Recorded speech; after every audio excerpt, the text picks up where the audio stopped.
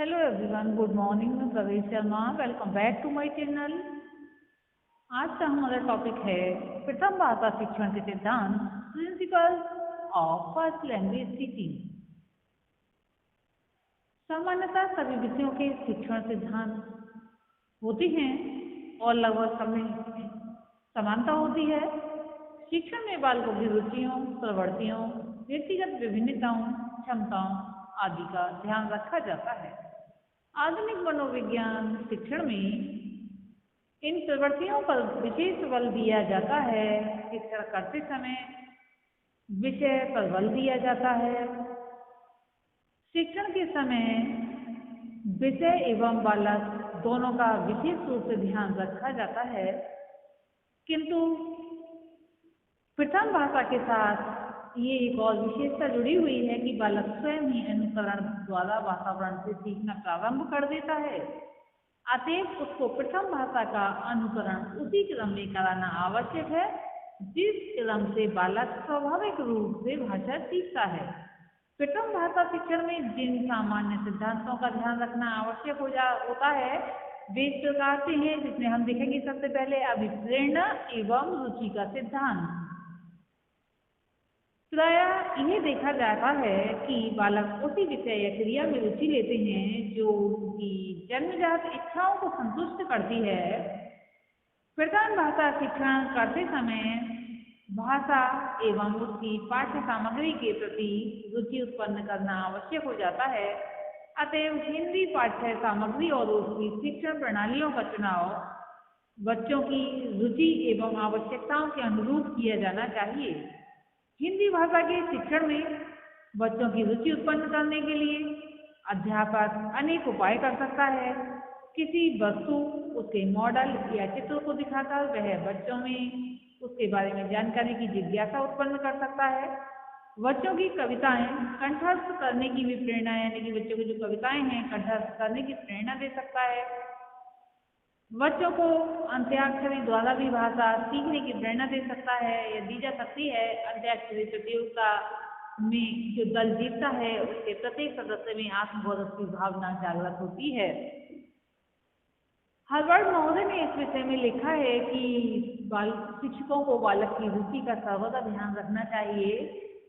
जब बालक की रुचि पढ़ने की ओर नहीं हो तो उन्हें नहीं पढ़ाया जाना चाहिए। इससे उनके विकास में बाधा पहुंचती है।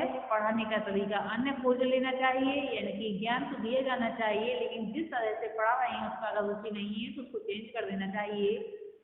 पाठ पढ़ाने से पूर्व उन्हें पाठ में बालकों की रुचि पैदा करनी चाहिए जिससे वे पाठ को अच्छी तरह से समझ सकें।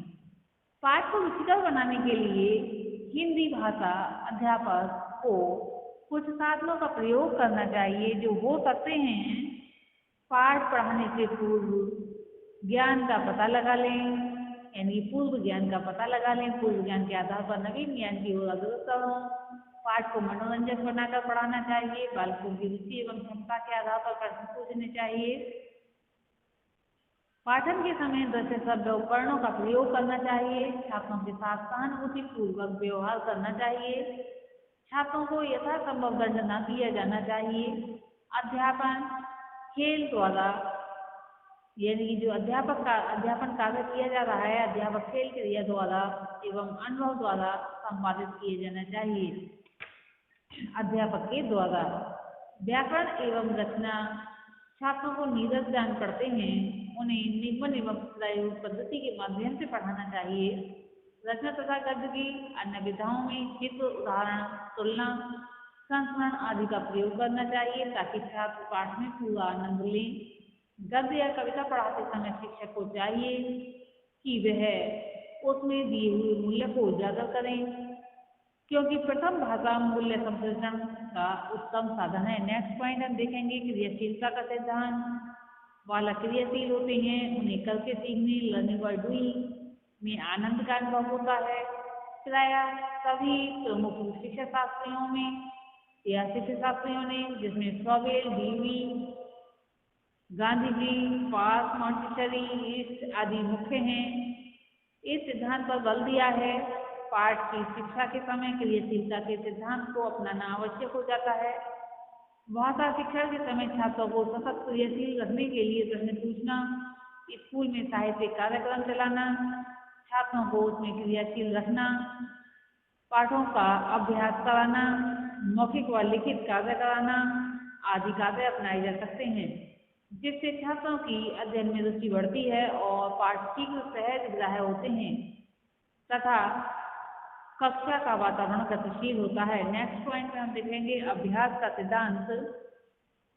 मनोविज्ञान का मानना है या मनोवैज्ञानिकों का मानना है कि पाठ जितनी तेजी से बालक याद करते हैं उससे तीव्रता गति से विस्मृत भी करते हैं अर्थात भूलते भी हैं।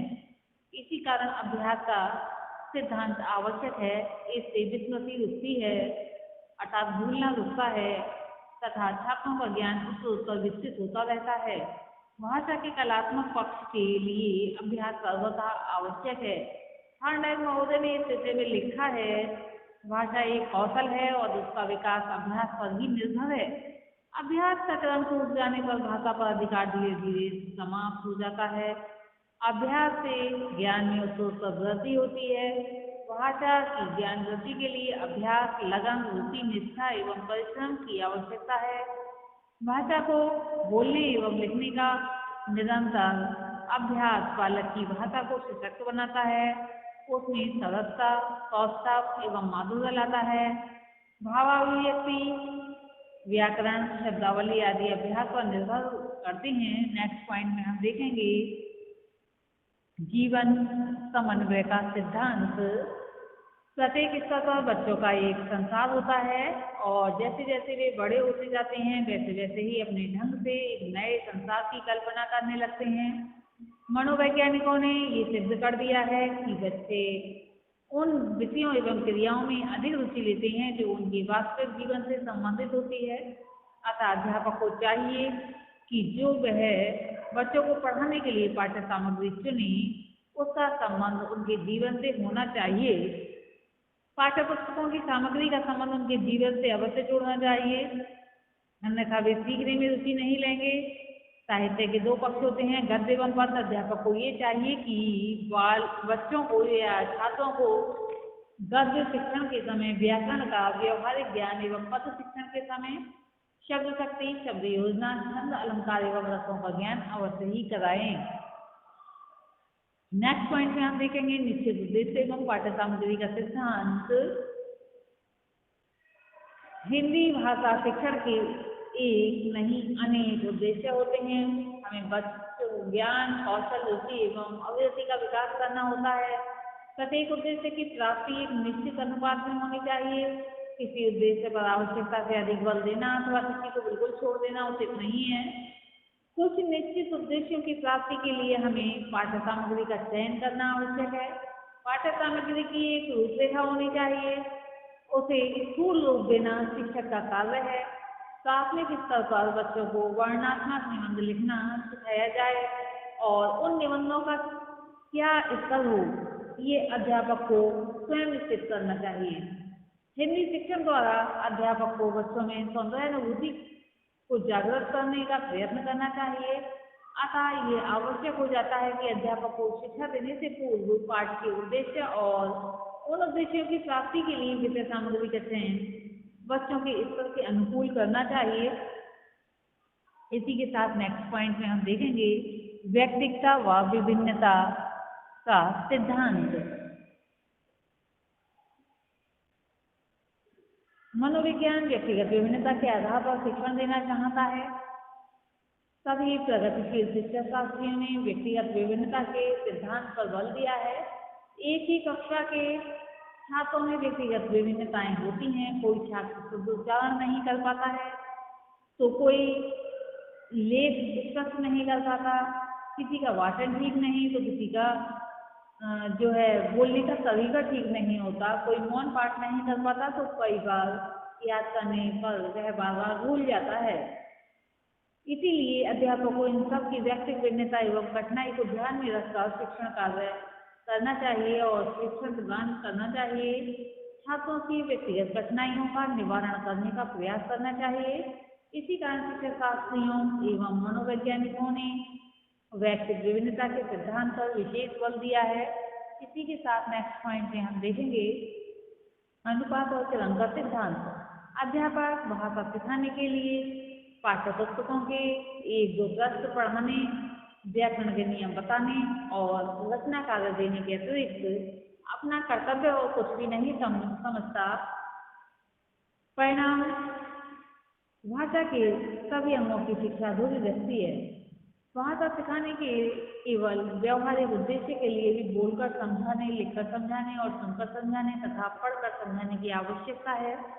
भाषा शिक्षा के दो अंग हैं, ग्रहण और अभिव्यक्ति। दूसरों के विचारों को ग्रहण करने की प्रक्रिया दो प्रकार से होती है, पढ़ने से और सुनने से। अर्थात पढ़ा जाता है और सुना जाता है। इसी प्रकार में विचारों को प्रकट करने की भी प्रक्रिया दो प्रकार से होती है, पढ़ने से और बोलने से। संक्षेप में जो विद्यार्थी है सामने भाषा सीखने के 4 उद्देश्य रहते हैं, जैसे दूसरों के मुख से सुनकर समझने की योग्यता प्राप्त करना, स्वयं बोलने की योग्यता प्राप्त करना, पुस्तक आदि को पढ़कर समझने की योग्यता प्राप्त करना, अपने विचारों को व्यक्त करने के लिए सीखने की योग्यता प्रदान करना। भाषा के इन 4 अंगों में उपयुक्त क्रम ही जो है अपेक्षित रहता है। अध्यापक को इसी क्रम में इस क्रम को ध्यान रखना चाहिए। अध्यापक का बोलना और विद्यार्थी का समझना तथा सुनना, विद्यार्थी का अनुकरण करना और बोलने का अभ्यास करना, विद्यार्थी का पुस्तक पढ़ना, शब्दावली आदि के ज्ञान की वृद्धि करना, व्याकरण सीखना, समझने की योग्यता प्राप्त करना, रचना द्वारा अपने विचारों की शुद्ध भाषा में प्रकट करना। नेक्स्ट पॉइंट में हम देखेंगे जीवन एवं अनुभवों से संबंध। जिस विषय वस्तु का बच्चों के अपने निजी अनुभवों एवं दैनिक जीवन से संबंध रहता है और जो उनके दिन प्रतिदिन के जीवन में उनके अनुभवों में आती रहती हैं, उनसे यदि शिक्षण का संबंध जोड़कर अध्यापन कार्य किया जाए तो बच्चे सरलता से सीखेंगे और रुचि भी लेंगे। अतः बच्चों को उनके खेल खिलौने, पशु पक्षी, कथा कहानी आदि में शिक्षण का संबंध बनाते हुए पढ़ाना चाहिए।